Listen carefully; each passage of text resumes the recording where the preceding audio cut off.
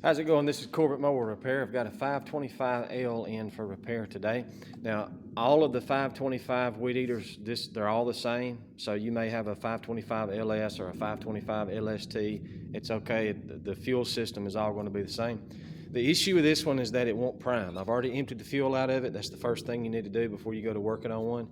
But even with fuel in it, you can prime it all you want. It's not going to do anything. Now, usually when that's going on, usually the issue is you've got a fuel line that is broken or has come off, but that's not the problem with this one. There is a check valve on the inside of this carburetor, and when that check valve goes bad, it will not prime. So the only solution on this one is to just replace the carburetor. You can rebuild carburetors when the check valve is still okay. If you crank it up and it's just bogging and weak, then you can probably get away with just take it apart, clean it real good, clean out the screen, replace the diaphragm. You'll be okay on that. But when one will not prime, even though the fuel lines are good, you've got to replace it. And I've had no problems with the aftermarket carburetor, so that's what I'm going to put on here. So I'm going to just show you how to do that real quick. So this is a T27. Just back those out.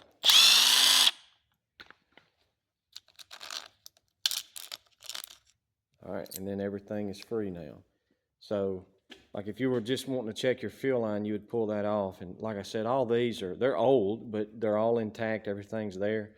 So again, I'm going to do the complete carburetor, and then I'm going to do all new fuel lines, the primer bubble, and the tank grommet. A lot of people fail to do the tank grommet, and it goes to leaking, and they think their tank is busted. But always replace that tank grommet. So on this throttle cable, it's going to be hard to do this with one hand, but all you do is you push that down, and then with your other hand, you'll grab this cable and pull it up, and it'll come out of there. Take that fuel line off, and then it'll be ready to come out. All right, make sure that you do not lose this intake gasket. Your kit is going to come with some new ones, but these OEM ones are a lot better. They're a lot thicker. If you go to pull this off and you can't find it, I promise you it'll be down in there. It's happened to me a bunch of times. It just falls down in there. So just go ahead and move that to the side, and I'll show you about this grommet. See how loose that is in there? So I know that this one was leaking. So we're gonna start with replacing that, and then we'll go from there. Just get you a flathead screwdriver. Pop it on out.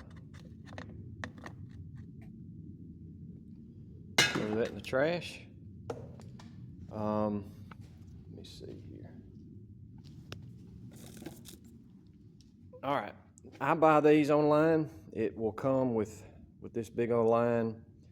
So you want your fuel filter line, it's too long, just pull it on through, and all you're going to do is just stuff it in there, and that's going to be a tight fit. It's supposed to be. Just go to pushing it in there. What I do is I start it on the back side, and then I take me a flathead screwdriver and I just work it around until it pops in. There it is installed. Notice it's good and tight now. That's not going to be leaking on you now. All right, here's your air filter plate. It's got your primer in it. All you want to do is just take you some pliers, and these little tabs here, you'll just pinch them in, and then that primer will pop right out, and then we'll pop the new one in. Okay, this will only go in one way. If you'll notice on these primers, you got your two tabs on the side, but you've got this other tab right here. You don't have that on this side, you have it here. Okay, and then there's this indentation right here in the plate. So you have to push it in with that matching. All right, people always ask this question. It gets them real confused. And I'm going to show you how all these lines are to be plumbed in just a minute, but always remember when you're doing these, the long one is always the purge. All right, that's pushing out. The short one is always sucking in. So if you always remember that, it'll make it a little more difficult for you to get your lines plumbed wrong. All right, another important step. Go ahead and put these in so that your studs are hanging out. All right, and when you put this carburetor on, this is what, this little tab here, this is what works your choke. Your choke moves this in and out. All right, this has to be in the choke on position when you go to put it on. If you don't, you're going to put it in a bind and it won't mount up right. So make sure that this is on, and then on your plate, this is your choke, and the choke is off.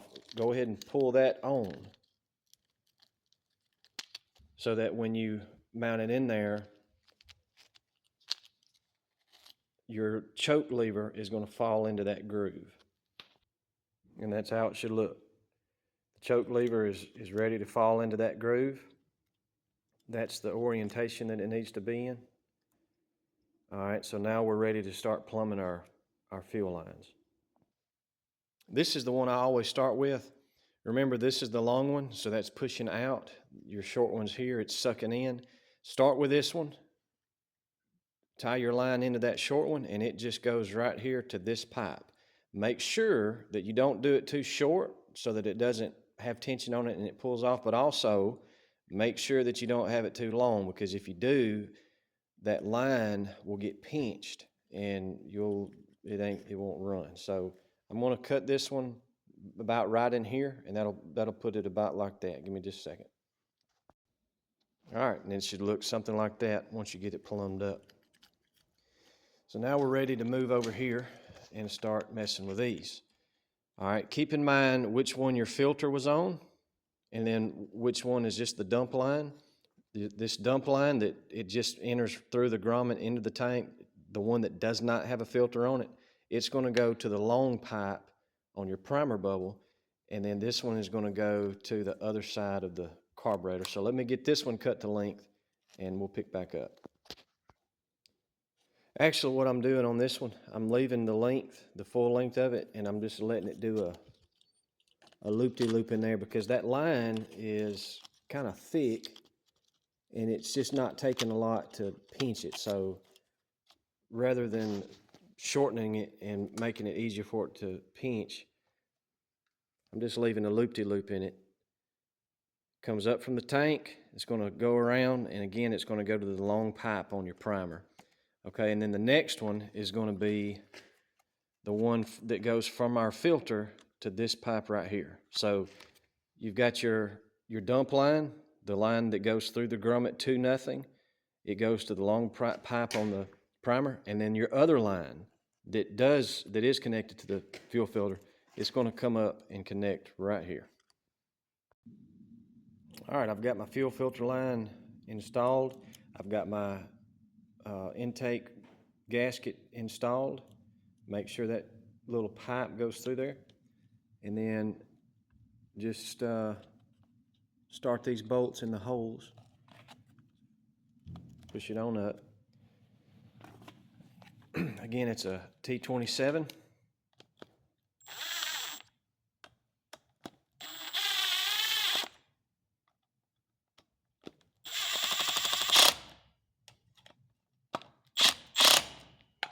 All right, verify that your choke is free. And then we're going to reinstall the throttle cable. This is really hard to do one-handed, so I'm just going to try my best to explain it to you. All right, if you'll spin this around, you'll see one side is just flat like that, but then this other side has a hole. Okay, this pipe here on the end of your throttle cable, it sits down in that hole. So with one hand, you'll just push this down, and then with the other hand, you'll just slide it into that hole, and that's how you reinstall your throttle cable. All right, and that's how it looks reinstalled. Now, something that is very likely to happen to you is this cable, the end of it goes down into a little piece down there, and they're bad to jump out. So I'm going to take this back apart and show you what you need to do if that was to come out. All right, so if this end of the line has come out, show you what you need to do. Okay, if yours is sitting like this, what do you need to do? All right, the end of it goes through the bigger hole there.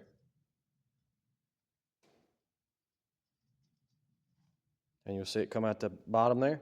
And then the little channel right there, slide it over, pull it up, pull up on it, make sure it's in there good, and then you're ready to go. All right, if your kit did not come with an air filter, you can clean these. They're pretty resilient. The kit I ordered came with the air filter and the pre-cleaner. That's what I advise doing. So I'm going to reinstall the air filter and all that, and then I'm going to show you about adjusting the carburetors on these. They usually come running too lean. When you first crank them up, they'll run good, but then after 20-30 minutes of running, they'll start bogging on you again. They just don't come running rich enough. So I'm going to crank it up and show you what you need to do on adjusting it. All right, so you've got everything reinstalled. Make sure when you adjust it with the air filter on, because it's going to run different from with it being on and off. The first thing you want to do is go ahead and idle this up. Do, say, 3 or 4 turns, idling it up. So when it cranks up, it's going to be idling higher. All right, and then with your little tool, the kit you buy is probably going to come with the tool you need. The adjustment closest to the engine is always your low speed. The one furthest from the engine is always the high speed. All right, what we're adjusting now is the low speed. After you've idled it up 3 or 4 turns and you crank it up and it's idling kind of high, turn the low out.